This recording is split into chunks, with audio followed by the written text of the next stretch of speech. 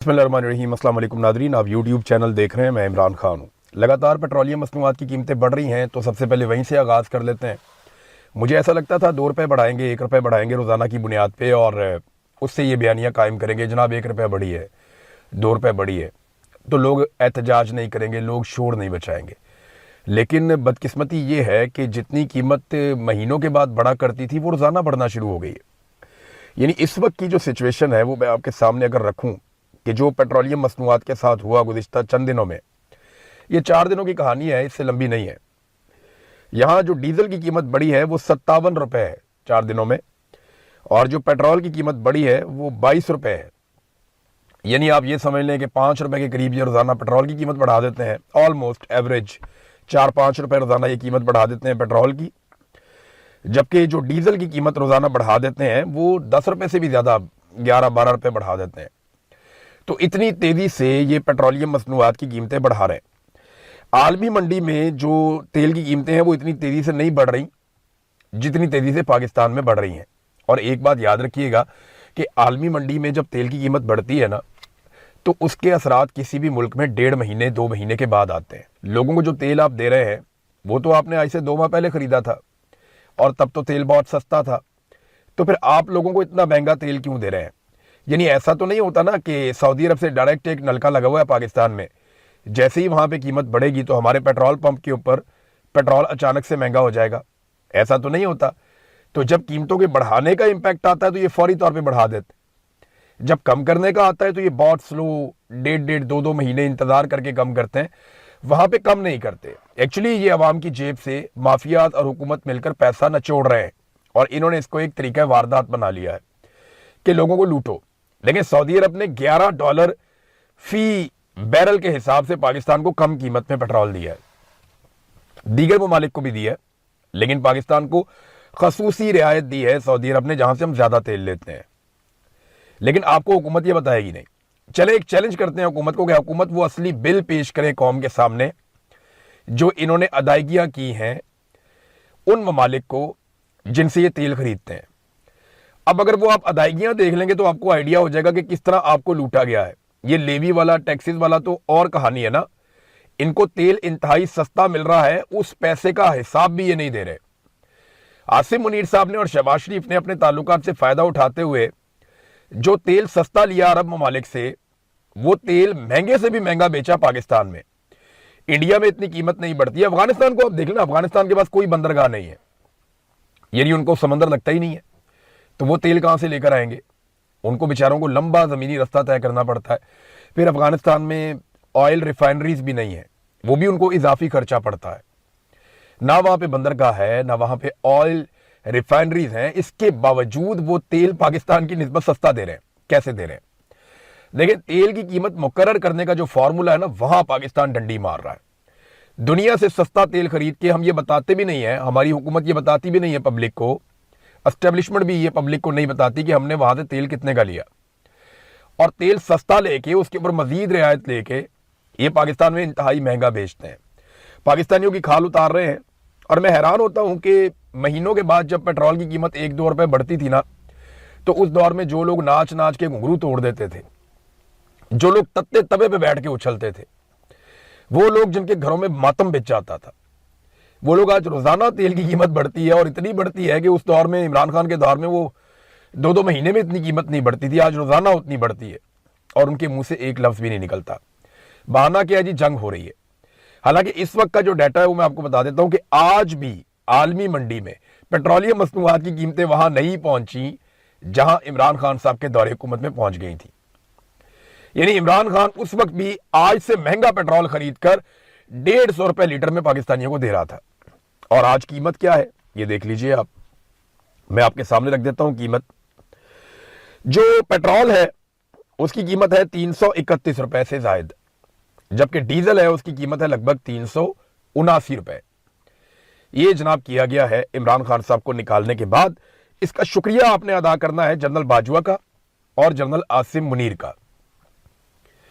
General Bajwa ने इमरान खान को निकालने के लिए ऑपरेशन किया, और मकसद यह था कि जनरल बाजवा को एक एक्सटेंशन मिल जाए। तो जनरल बाजवा नाकाम हो गए। फिर ये जो मौजूदा नकारा निजाम है इसको इंस्टॉल किया जनरल आसिम मुनीर ने। और इमरान खान को जो पब्लिक ने वोट देकर मुंतखब किया उनका रास्ता रोक लिया।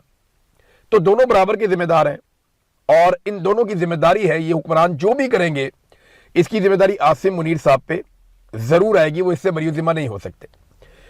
इंडिया में नाज़रीन नरेंद्र मोदी को खुद पैगाम जारी करना पड़ गया, सलमान खान से पैगाम जारी करवाया। इंडिया का बहुत बड़ा एक्टर है सलमान खान, आप लोग सब उसको जानते होंगे, तो सलमान खान से भी उन्होंने बयान जारी करवाया।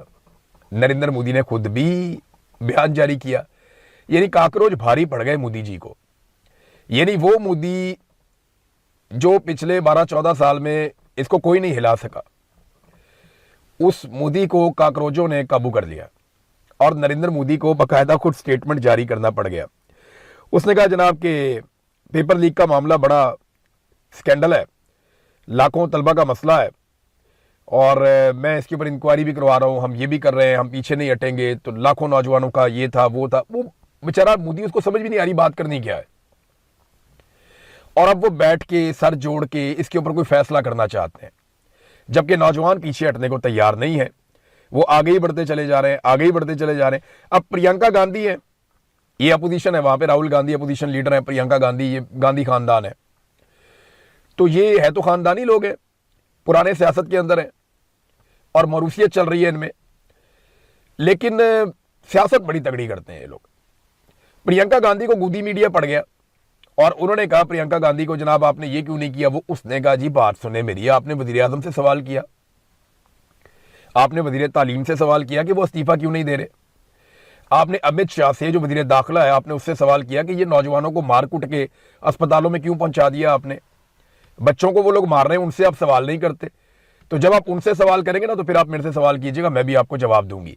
तो गोदी मीडिया की ऐसी तैसी फेर के रख दी प्रियंका गांधी ने। इससे पहले उनके भाई ने भी कई दफा ऐसा किया। गोदी मीडिया बहुत ही जलील हो रहा है, बहुत बुरे हालात में है बेचारा, और उसकी वजह यह है कि उन्होंने नरेंद्र मोदी का आंखें बंद करके साथ दिया, जैसा कि इस वक्त आसिम मुनीर का और मौजूदा रिजीम का पाकिस्तान के अंदर जो सहाफ़ी हैं वो साथ देने पर मजबूर हैं, अपनी इकॉनमी के लिए, अपनी नौकरी के लिए, अपने हालात की बेहतरी के लिए, अपने ताल्लुकात बनाने के लिए, अपने ज़ाती मफादात के लिए वो मौजूदा रिजीम के सहूलतकार बने हुए हैं।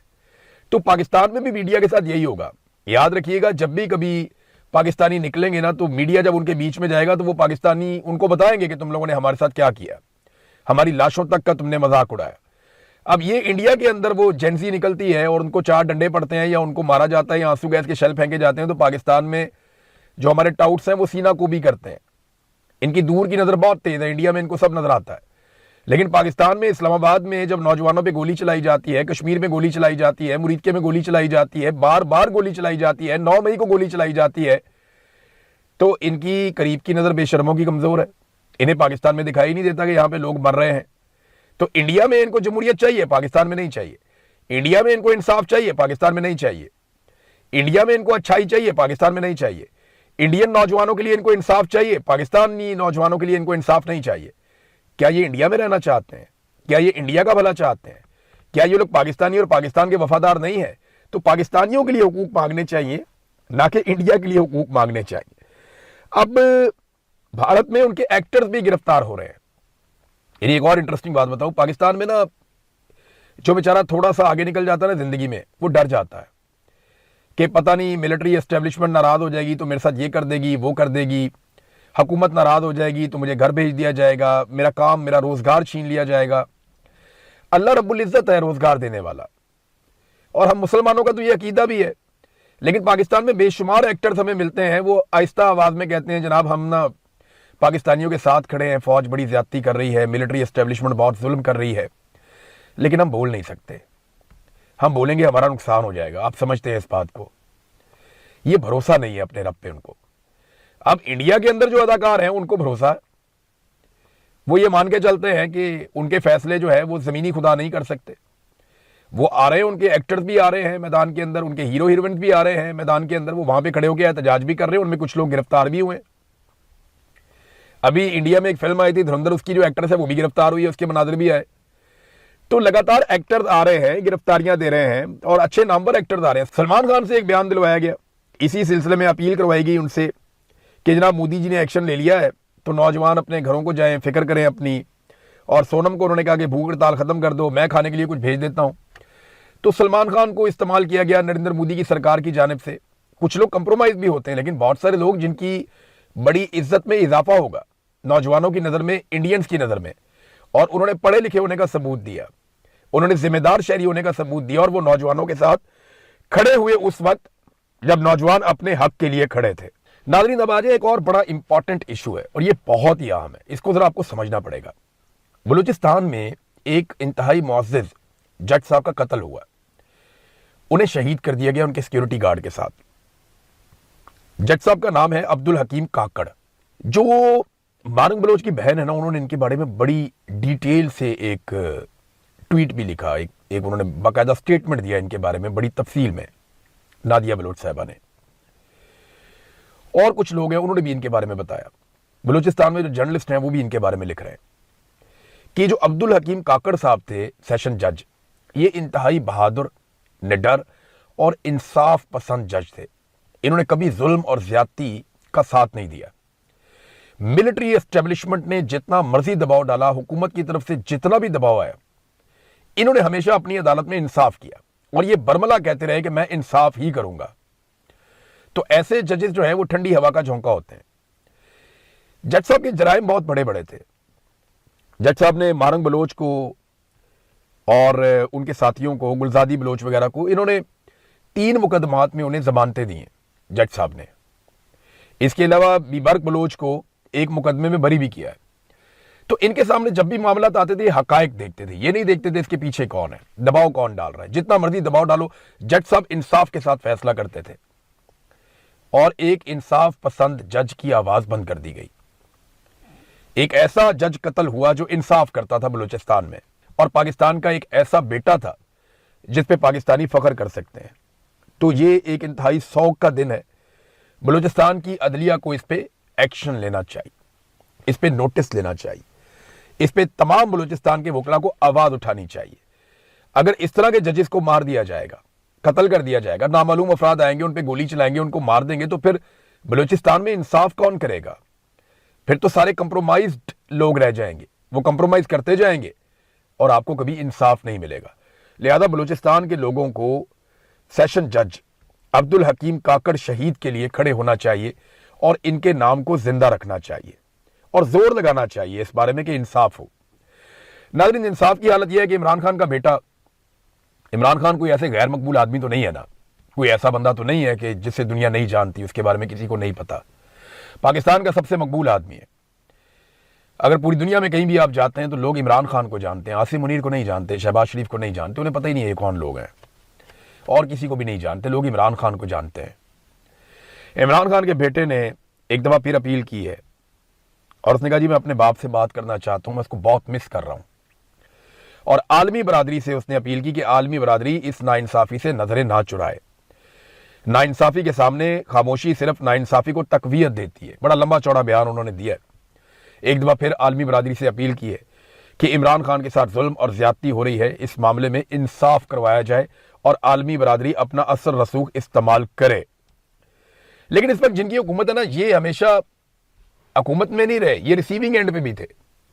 मिसाल के तौर पे नवाज शरीफ ये ज़ेरे ताब भी रहे, जरदारी ये भी ज़ेरे ताब रहे,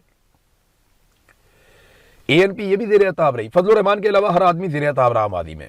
फजल रहमान साहब हमेशा से अच्छे हालात में रहे, उनके लिए कोई बुरे हालात कभी ज्यादा आए नहीं। तो बाकी लोग जो है ना बुरे हालात में रहे मादी में। जो रिसीविंग एंड पे थे उनको भी आज समझ नहीं आ रही, यानी उन्होंने अगर सबक नहीं सीखा जुल्म और बर्बरियत का सामना करने के बावजूद, तो फिर उन्होंने कुछ नहीं सीखा। यानी बहुत बड़ी अपने आप को जमहूरी आवाज कहने वाले परवेज रशीद, जो माजी में कहा करते थे कि मैं गलेल के साथ नहीं, मैं दलील के साथ हूं, यानी जो गलेल चलाएगा उसके साथ मैं नहीं हूं, मैं दलील वाले के साथ हूं। ये बात खुलकर कहते थे परवेज रशीद साहब, मुझे अच्छी तरह याद है। और आज वही परवेज रशीद जस्टिफाई कर रहे थे सरकारी मीटिंग में बैठ के कि NCCIA की कार्रवाइयां जायज हैं। वहां पर उन्होंने जस्टिफाई कर दिया, उन्होंने कहा ठीक है इनकी कार्रवाइयां जायज है। लेकिन जब से नवाज शरीफ ने यास्मीन राशिद साहिबा का मैंडेट चोरी किया ना, नून लीग के जितने बड़े बड़े लोग हैं या नवाज शरीफ की अपनी जो किचन कैबिनेट है, वो सारी की सारी इखलाकी दिवालियापन का शिकार हो गई है। इखलाकी तौर पर इतनी गिरावट में चले गए हैं कि अब ये खड़े नहीं हो सकते। इन्होंने बेड़ा गर्क कर लिया अपने उसूलों का। इन्होंने अपने अपने जमीर को कत्ल कर दिया, क्योंकि वो इतनी बड़ी डकैती है जो नवाज शरीफ ने मारी है यास्मीन राशिद साहिबा की सीट के ऊपर, और जिस अंदाज में वो डकैती मारी गई है, नवाज शरीफ अगर अपने आप को शीशे में देखें तो उन्हें शर्म आनी चाहिए। लेकिन अगर शर्म आती होती तो वो जहां पे लाशें गिर रही हैं वहां पे जाके एक अपने से बड़ी उम्र के बुजुर्ग को नचवा तो ना रहे होते ना। कैप्टन सफदर ने ख्वाहिश करके उन्होंने कहा बाबे नू नचा दरा थोड़ा जा, ये ठुमके लवा। तो कैप्टन सफदर ने खुद भी 2 ठुमके लगाए, बाबे की लगवाए। भाई अगर अपनी मर्जी से बाबा जी नाच रहे हैं, बड़ी अच्छी बात है, स्टेज पे बुला के आप उसको नचवा रहे हैं सिर्फ इसलिए कि आप ये चाहते हैं कि अच्छी सी वीडियो बन जाए, और बंदे आप सारे इकट्ठे करके लेके गए हैं पंजाब से। पीपल्स पार्टी जलसे करती है, आज़ाद कश्मीर बंदे लेकर जाते हैं बाहर से, कुछ वहां से इकट्ठे करते हैं, कुछ बाहर से लेके जाते हैं, कुछ सिक्योरिटी गार्ड इकट्ठे करते हैं, कुछ सरकारी मुलाजिम इकट्ठे करते हैं, अपना जलसा कर लेते हैं। नवाज शरीफ साहब भी इसी तरह जलसा करते हैं। अब सरकारी वसाइल ये इस्तेमाल करते हैं, इसके बावजूद इनके जलसे जितने इन्होंने अभी तक पब्लिक के प्रोग्राम किए ना, उन सारे लोगों को भी इकट्ठा कर लेना और उसको आप 10 से मल्टीप्लाई कर ले, इतने बंदे तो रावलाकोट में रोजाना आके बैठ जाते हैं, रोजाना आके उतने बंदे बैठ जाते हैं। आजाद कश्मीर की अवाम इन्हें मुस्तरद कर चुकी है, रोजाना की बुनियाद पे मुस्तरद कर चुकी है। लेकिन आप देखिएगा पाकिस्तान का जो मिलिट्री रजीम है वो आजाद कश्मीर में एक जाली हुकूमत बनाने की पूरी कोशिश करेगा। अगर कोई उसे रोक सकता है तो वो आजाद कश्मीर के अवाम है। देखना यह है कि वो इसे कैसे रोकते हैं। हिजरत कामरान साहब हैं, इनकी बात जरूर करनी है मुझे। हिजरत कामरान बड़ा शानदार वर्कर है पाकिस्तान तहरीक इंसाफ का। किसी भी पॉलिटिकल पार्टी में इस नौयत का वर्कर एक एसेट होता है। PMLN के अंदर कुछ बड़े शानदार वर्कर हैं जिन्होंने हर दौर में कुर्बानी दी, हर दौर में मार खाई। वहीद गुल साहब एक हुआ करते थे, मुझे याद है, उन्होंने बहुत मार खाई थी, बहुत मार खाई थी। नवाज शरीफ साहब सारे लोग डील करके भाग के चले गए थे, उन्होंने बहुत मार खाई थी, मुझे याद है। ज़ईम कादरी ने बहुत मार खाई थी, अल्लाह ताला उन्हें गरीके रहमत करे, अब तो वो इंतकाल कर गए। लेकिन जब PMLN का अच्छा वक्त आया तो उनको छोड़ दिया ज़ईम कादरी को इन्होंने। तो इस तरह पीपल्स पार्टी में कुछ बड़े शानदार, बड़े जबरदस्त वर्कर्स हुआ करते थे, अभी भी है। तो ये PTI का एक ऐसा नजरियाती वर्कर है जो हर तरह की कुर्बानी दे चुका है माजी में। हिजरत कामरान, इन्हें जनाब नौशेरा से कोहाट आते हुए अगवा कर लिया गया, और कहां किया गया? खैबर पख्तूनख्वा में, जहां हुकूमत है सुहेल अफरीदी साहब की, पाकिस्तान तहरीक इंसाफ की। तो पाकिस्तान तहरीक इंसाफ की अपनी हुकूमत है और पाकिस्तान तहरीक इंसाफ का अपना वर्कर है, और वो खैबर पख्तूनख्वा का ही रहने वाला है हिजरत कामरान, और उसे खैबर पख्तूनख्वा से ही अगवा कर लिया जाता है, पता ही नहीं चलता वो कहां गया। ये कितनी बड़ी ज्यादती है। वज़ीर आला को इसका नोटिस लेके फौरी तौर पे तमाम इदारों को वार्निंग देनी चाहिए कि हमें ये बंदा 24 घंटे के अंदर अंदर चाहिए। जिस तरह इमरान खान ने फौरी तौर पे मोतीउल्लाह जान को बाजियाब करवाया था, 5 घंटे के अंदर अंदर बाजियाब करवाया था मोतीउल्लाह जान को इमरान खान ने, तो क्या सुहेल अफरीदी नहीं करवा सकते? उन्हें हर हाल में हिजरत कामरान को बाजियाब करवाना चाहिए, वरना फिर कोऑपरेशन बंद करें, जो कोऑपरेशन बिला वजह वो कर रहे हैं। नाज़रीन, आपको थोड़ा सा हम इंटरनेशनल मीडिया या खबरों की तरफ जाएंगे, लेकिन उससे पहले DI खान में पुलिस चौकी के ऊपर एक खुदकुश धमाका हुआ है। उसमें 5 से ज़ायद पुलिस एहलकार अभी तक बताए जा रहे हैं कि वो शहीद हो गए हैं, जबकि 10 के करीब बताए जा रहे हैं कि वो जख्मी हो गए हैं। तो इंतहाई खौफनाक हालात हैं। दहशतगर्दी के हवाले से रोज़ाना कोई ना कोई वाक़या कहीं ना कहीं हो जाता है, और हुकूमत इसे कंट्रोल करने में अभी तक नाकाम है।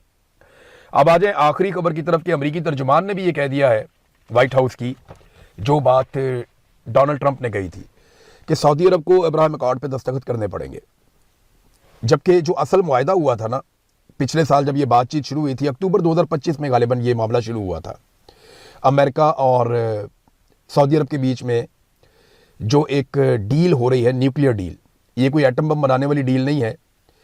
इस डील का ताल्लुक सिर्फ और सिर्फ तवानाई के हवाले से, ऐसी चीज़ों के हवाले से। तो जो न्यूक्लियर डील होने जा रही है उसमें अब डोनाल्ड ट्रंप ने कह दिया जी इसको हम मशरूत कर रहे हैं, किसके साथ?